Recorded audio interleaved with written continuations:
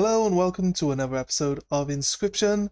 We are using 12 skulls, and when it loads up we are using the goat deck. Okay, this is probably the best deck to start with because you keep your 1-star summons low and you can always draw the goat every time, so hidden in-game mechanic.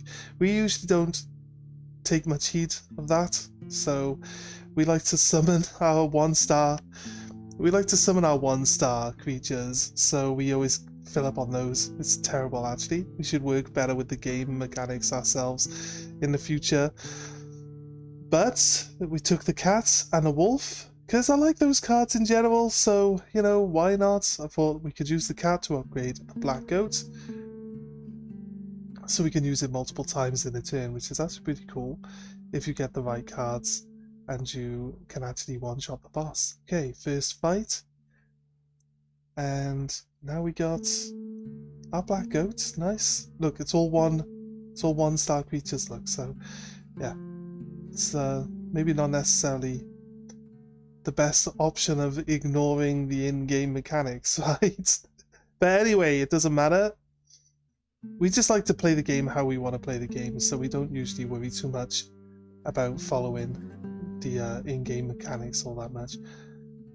So there we go. We always ignore the enemy totems, just pushed the log in front of our goat, which then, because of the annoying sigil, it actually gives the log 1 attack power, so you can't hide behind anything with your basic start cards, basically, is how this one works.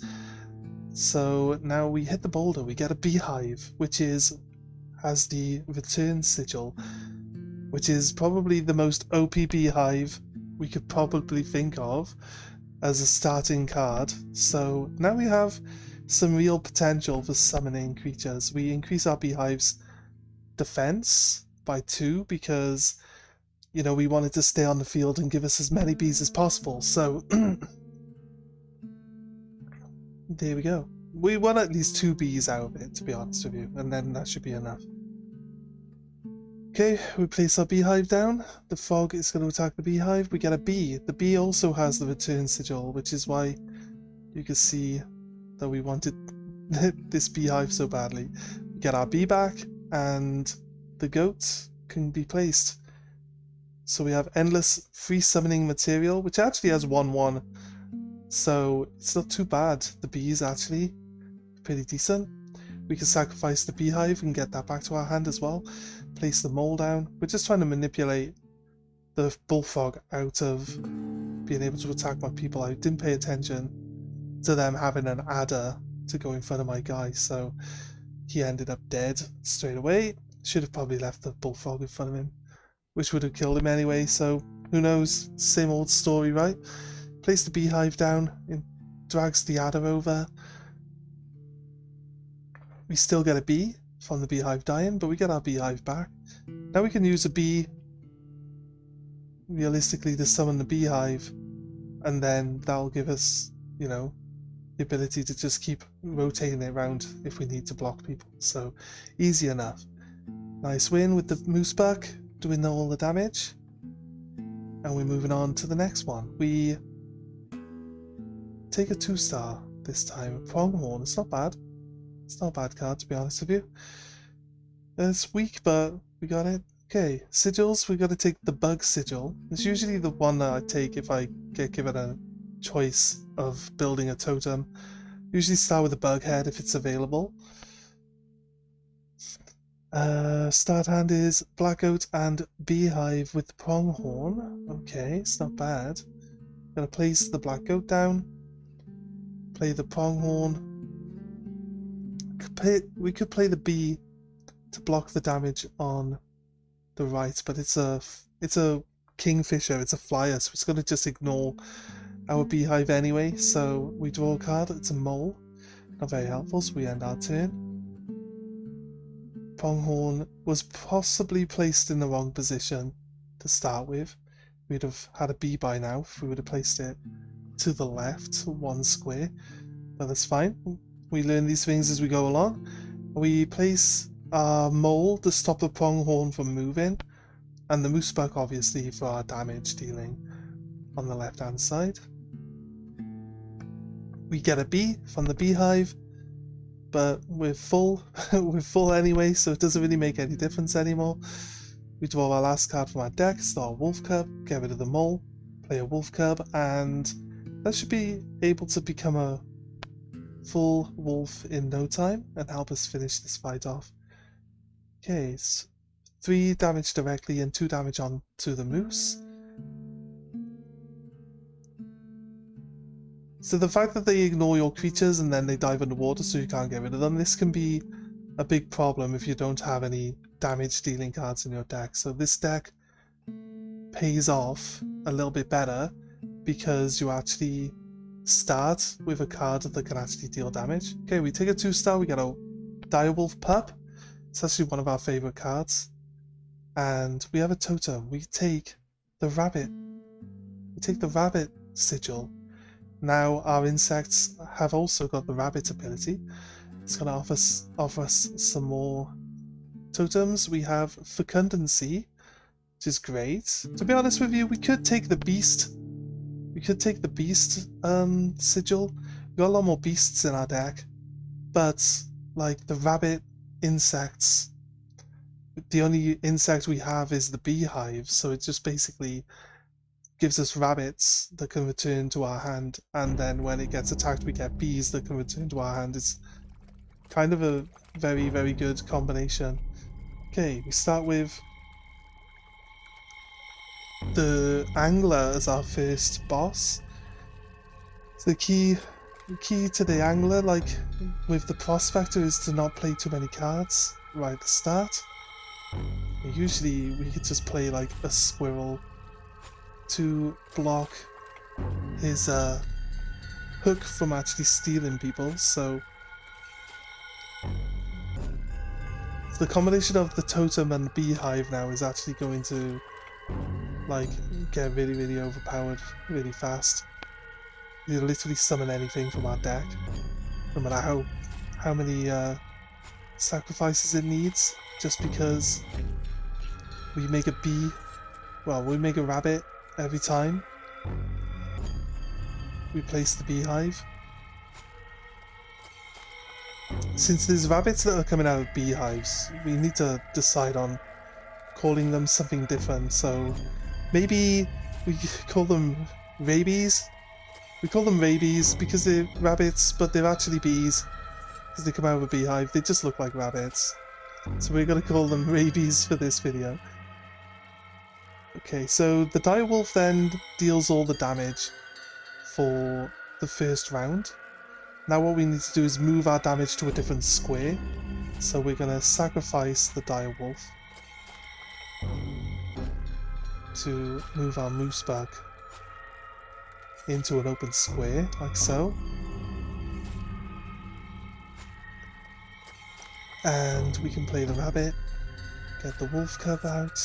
There we go. And we haven't got any more damage dealing cards in our hand, so we end our turn, we do 4 damage. The moosebuck pushes the wolf along 1, which is fine, doesn't really make much difference to us. We can play the rabbit, and then the black goat. We're going to drop in the pronghorn to, I don't know, try to do some extra damage. I think like we always forget that the pronghorn's going to go after the wolf. I think the idea is that the wolf, the bucket would be broken by the 1 damage and then the wolf would kill the shark, but that's not really how it works out, is it? Anyway, it doesn't matter because we'd already actually dealt enough damage to win. So we get the choices and we take a mantis this time round. We generally have a plan. We'd like to try build cards that can one-shot the bosses, so it's not that big a problem. The mantis is actually very good for this reason. Take a direwolf again, nice. Like the direwolf, it attacks twice. Needs a hope in for a power upgrade. Nice power upgrade there. Gonna drag the wolf pup. Now we run the risk of losing it by trying twice to get that, but we're trying to, if we lost the card, we'd be 1 card down, so that's a positive. But if we actually succeed and it gains the extra damage, then we're laughing as well, because we got an overpowered direwolf pup. So that's really a win-win situation. Where we lost it or kept it, then we can now use our beehive with the rabbees, the rabid beehive, to just basically generate any card that comes out in our start hand and make sure it goes on the field. So okay, 3 damage with the direwolf pup. The raven comes down and moves in front. This is why we placed him out of the way like that, so that you'd have a chance at destroying the raven this turn. Okay, dealt 4 damage twice, which made the mole jump in front of the damage and just one-shot him as well. So we now have place a rabie, and our beehive, placing more rabbees down, and get our direwolf number 2 in. It's not as strong as the first direwolf, but you know, the other one evolved from a baby, so we wanted to make sure that we actually killed all of his cards as well, just for a little bit of extra like rubbing it in his face, like, I guess. So we're going for the mystery card now, and there's a moose back, so we'll take that. Pretty decent card. And a merge straight ahead. So pretty easy choice, I think. Gonna put Mantis onto the wolf pup. So the wolf pup is a one-shot card now. It will attack twice, 2 different squares, for 6 damage. If we could get it into our hand turn 1 and summon it, then we most definitely can get away with a win straight away. So we don't actually draw it this time. We play a squirrel. We get our black goat in. We're going to play the wolf cub on the right and the moose back. We're going to lock him in. Nearly clicked on the wolf then as a sacrifice, which is kind of bad because it will take the wolf as a sacrifice before, if you click it before the goat there. So the bull now moves in front of the moose back. We have our direwolf pup, but we don't really want to get rid of anything we've already got on the field for it. We decide we wait a turn because we can place the moose back. It's going to move itself, so we can actually just place the direwolf in between it. We should have really drew a squirrel, but to be honest with you, we don't really have the space to summon it anyway, so we're just ending our turn and letting our damage roll up. There we go. Nice easy win. Wasn't so bad really. Go for the mystery card again. We have a cuckoo. I like the cuckoo. It's one of my favourite cards.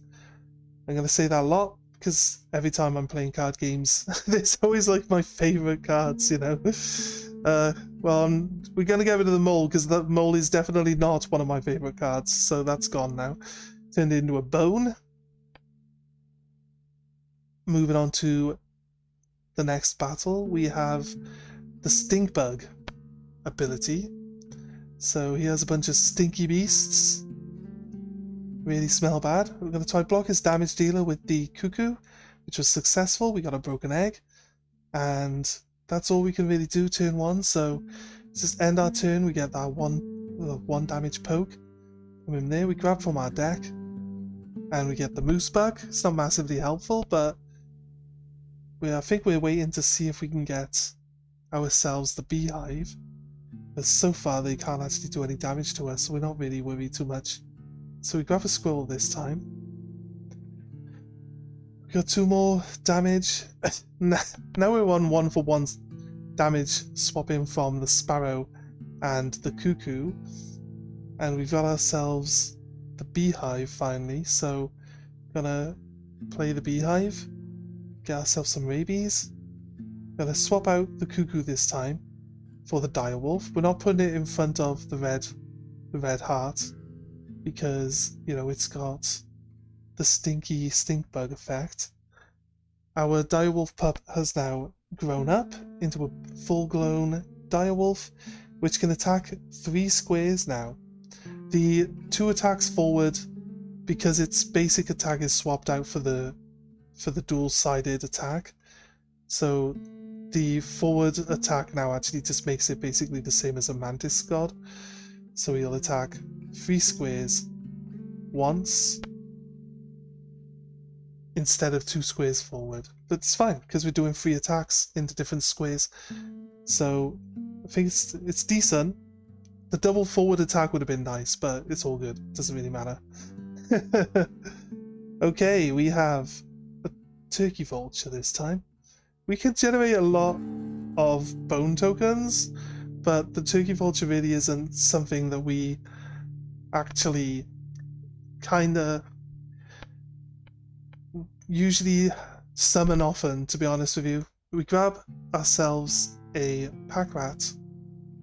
We had no real choice but to take it. Oh, they got the return sigil. The insects that we can build now have so many different buffs available to them, but I think the rabbit is clearly the superior one, so we're going to just stick with that one anyway. They have the mole ability to jump in front of attacks. Of course, we're going to definitely pay attention to that sigil and not let it catch us out like it always does. It's so bad at keeping track of what's actually going on the other side of the field. We just one track minded and we don't do anything else. So we got some rabbees coming out of the beehive. It's more than enough. This bee actually creates a rabbit as well. So there's more bees, more rabbees, just rabbees going everywhere. Everybody's infected. Who knows what's going on? Everyone's got rabbees, it's fine, it's all over the place. It's an epidemic.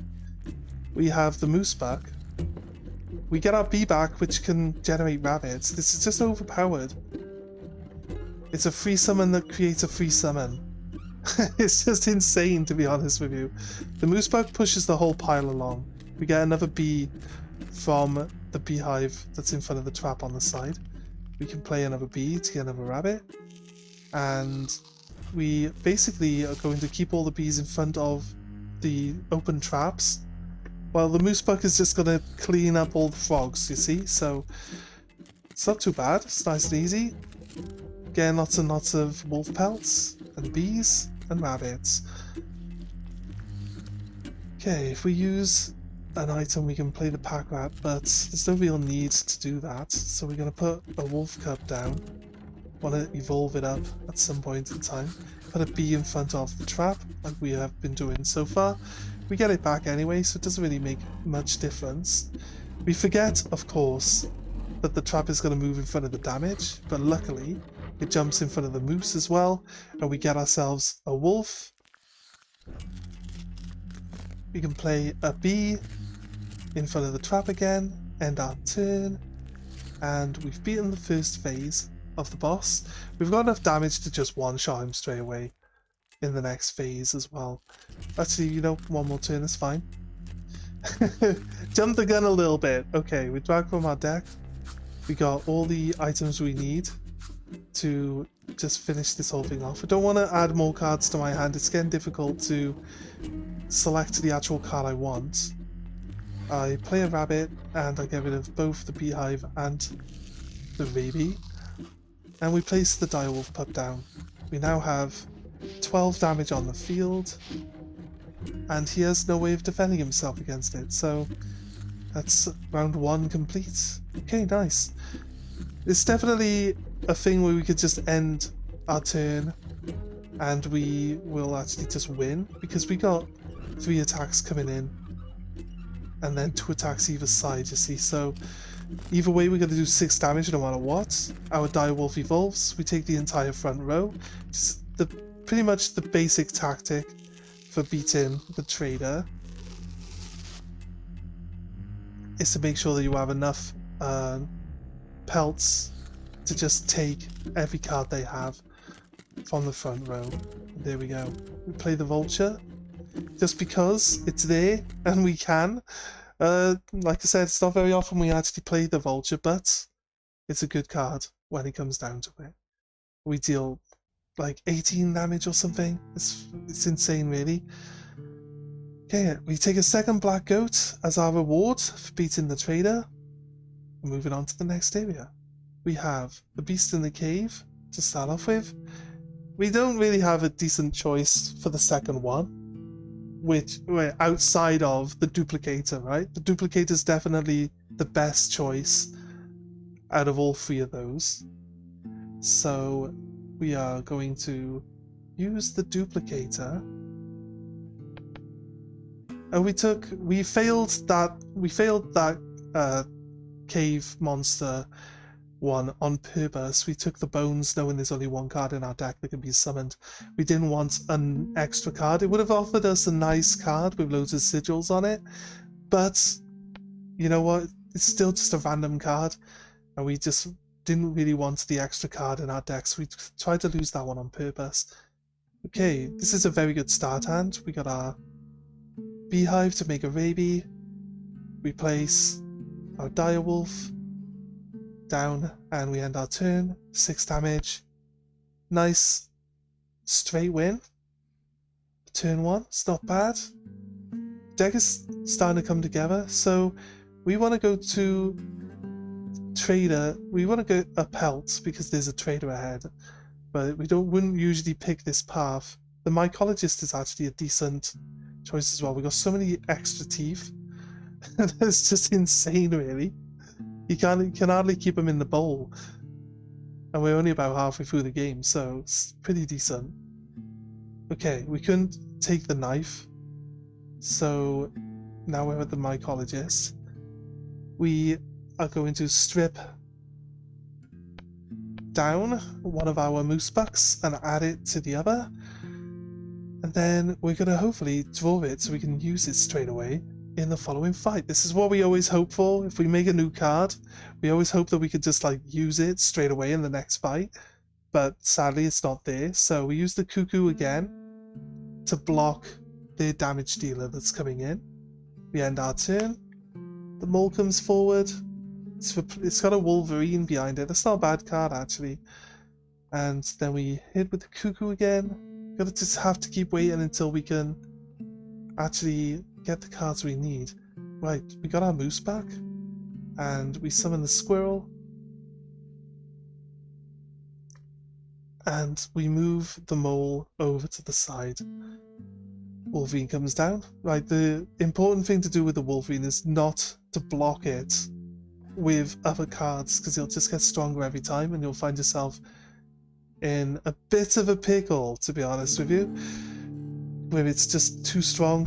And with the pronghorns, it's just going to open up that space for the pronghorns to attack you anyway. So we are trying to keep our health at a decent, manageable level.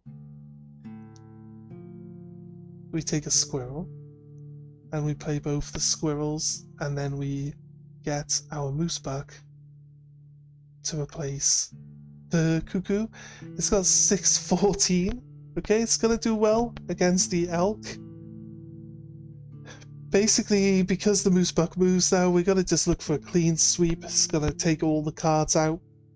Like every single turn, it's gonna just one-shot everything that's in the entire row. And we're just drawing cards until the game ends, basically. There we go, we killed all of his cards. He's got nothing else to play. We can draw whatever we want, because we don't have to place it on the table. We could probably get the vulture in, to be honest. It looks like we might nearly have enough coins for that. Okay, we do a load of damage. Again, excess damage at the end of this fight. So we got a pelt, so we might as well go to the trader and get rid of it. Otherwise we'd have gone a different path and not actually went that way. It offers us a mantis, which again is a very good card for us for merge purposes.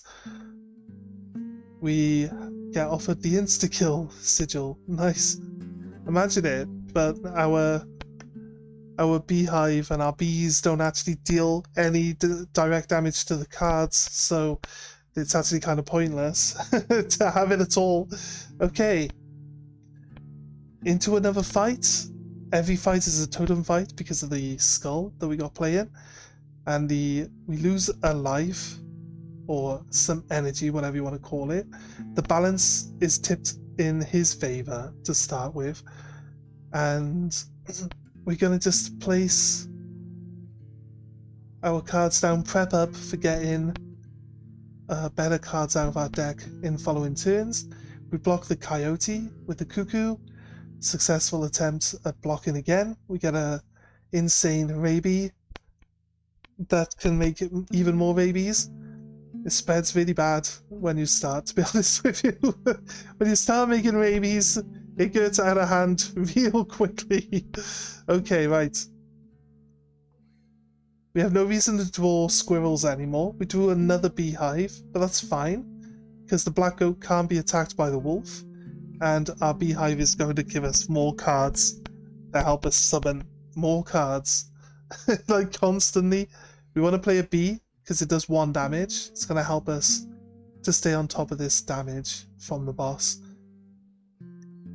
The otter kills our bee, but our bee is just going to replace itself, and the beehive can be summoned again with the black goat that doesn't leave the field.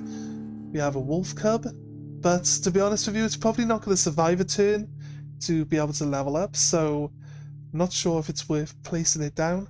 We'll play some rabies and get more rabies in our hand.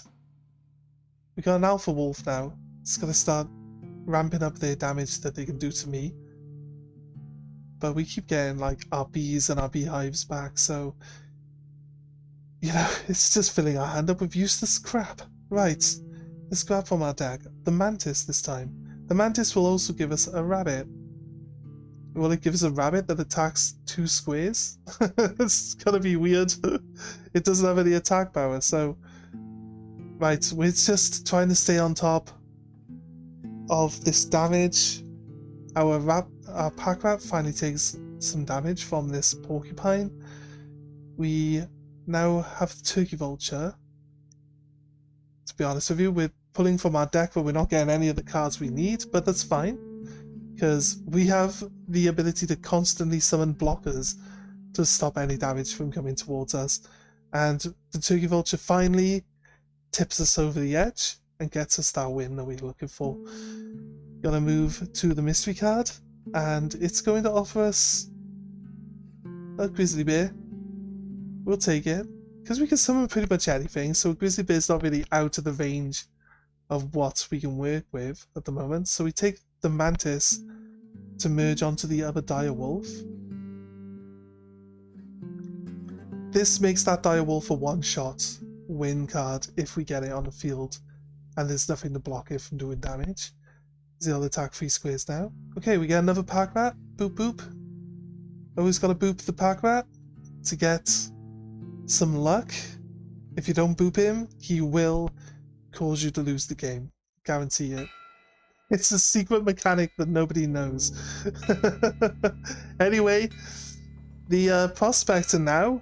Cool. We have probably the worst type of deck to deal with the prospector, but the first card in our hand is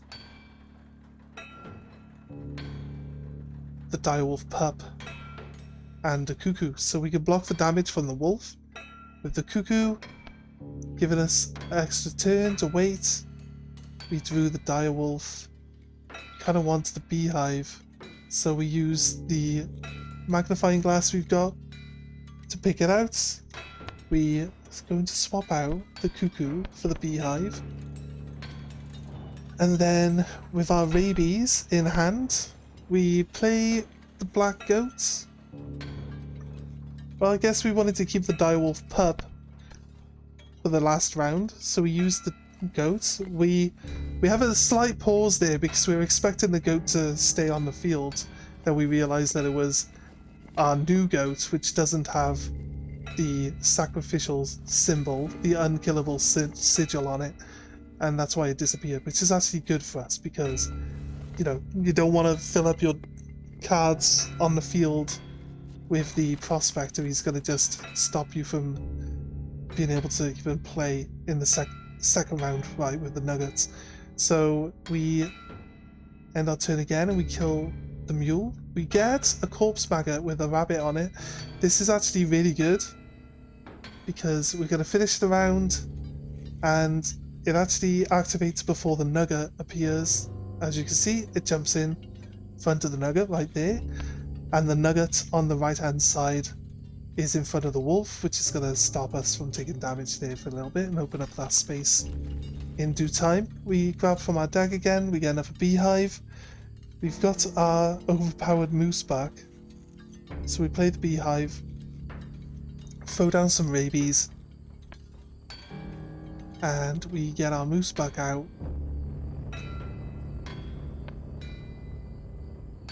There we go, 6 damage. It's the win there, but we want to do extra damage, of course. We spread rabies across the field again and replace them with a dire wolf pup that can attack 2 squares. Then we play another rabies. Nah, there's no real reason. We haven't got any more damage we can play on the field by placing more rabies down, and the rabies themselves don't actually have any attack power, so I think we are probably it. We had the damage already, we just wanted to try and see if we had any extra damage coming. And there we go. Prospector is, you know, it's manageable. When I first played the Prospector, I thought he was really hard, and the game says he's really easy, and I was like, take a corpse maggots, because it just proved that it's a very good card. And I was like, nah, the Prospector's not as easy as the game makes out. That the Prospector is like, I filled my field with cards like I always do, and then I couldn't do nothing, and he beat me in the following turn. So how is that easy? But we decide that we're going to put the corpse maggots onto the moose back. This is going to allow our moose back to jump onto the field whenever anything dies, and we're going to move into the final boss fight. Okay. Now, what star in hand do we actually get? He has a sigil for stinky stink bugs, which is going to be on his beasts, no on his insects. He has stinky stink bugs, actual stinky stink bugs.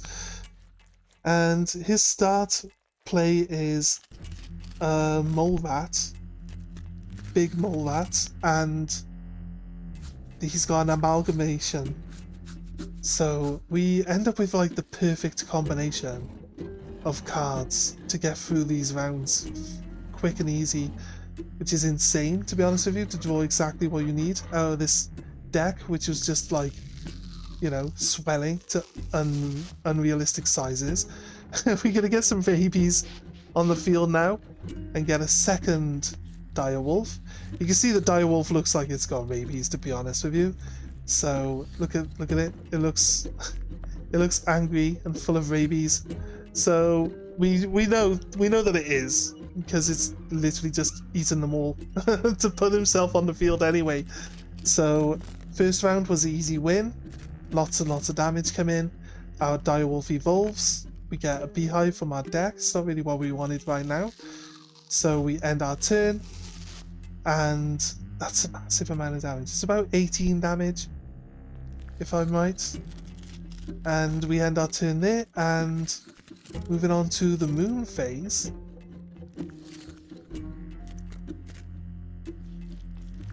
With the moon, we never really have tools to deal with the moon like immediately. People like to save up like the tip axe to get rid of its abilities, or the scissors. I don't think you could chop it in half with the scissors though, to be honest. But they like to keep stuff and then just like deal with the moon that way. But the moon's really not that hard to deal with. The moon actually can't kill you, you know that, right? There's no way for the moon to actually beat you. So it kills our squirrel and the moose buck jumps to the field.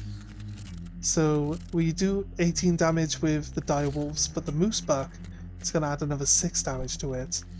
Finishes the moon off, and our dire wolves do their 18 damage directly to Leshy, and that's that. Thank you for joining us, and we will see you next time. Please consider dropping a like and subscribe for the channel, really helps us out, and maybe check out one of these videos as well. They're pretty cool. Either way, we'll see you next time. Have a good one. Bye!